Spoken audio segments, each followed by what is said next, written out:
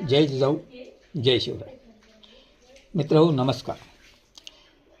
महाराष्ट्राच्या राजकारणाचा चिखल झाला आहे. महाराष्ट्राच्या राजकारणात कधी केव्हा काय घडेल आणि काय होईल याची आता शाश्वती राहिलेली नाही.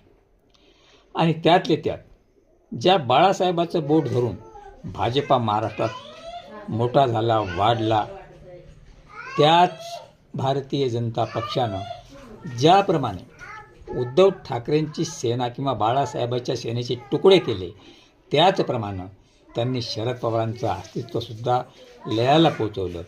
शरद पवारांच्या राष्ट्रवादीतसुद्धा फूट पाडली, त्याचे दोन शकले केले स्वतःच्या स्वार्थासाठी. हीच गोष्ट बिहारमध्ये नितीश कुमारसोबतसुद्धा झालेली आहे. पण नितीश कुमार दलबदलू आहेत, ते पुन्हा त्यांना मिळाले आणि सत्ता उपभोगण्यासाठी, सत्तेच्या लालसेसाठी, नसता आज केंद्रामध्ये सरकार काँग्रेसचं राहिलं असतं. तीच गोष्ट महाराष्ट्रामध्ये आज होताना दिसत आहे की महाराष्ट्रामध्ये एकनाथ शिंदेंना संपवून झाले, अजित पवारांचं राजकारण त्याच पद्धतीने केले.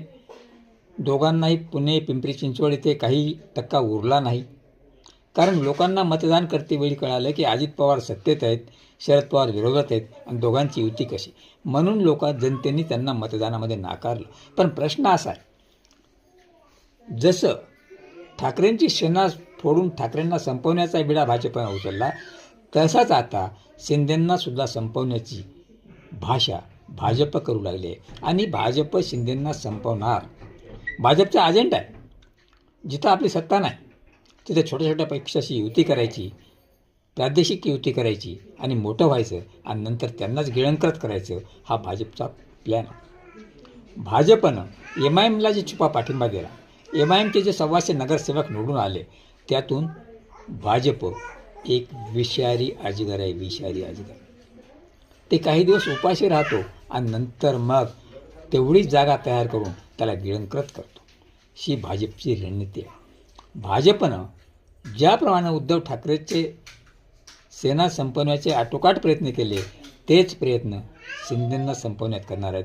कारण शिंदे आणि ठाकरे यांच्या एकमेकाच्या कुरघोडीमध्ये एकत्र येऊ शकत नाहीत, हे भाजपनं ताणले, जाणले.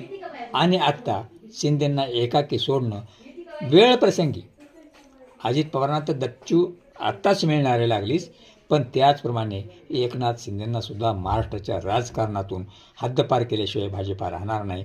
फक्त केवळ एकनाथ शिंदेंकडं 8-10 खासदारांची जमेची बाजू आहे, त्यामुळे एकनाथ शिंदे टीक धरून आहेत.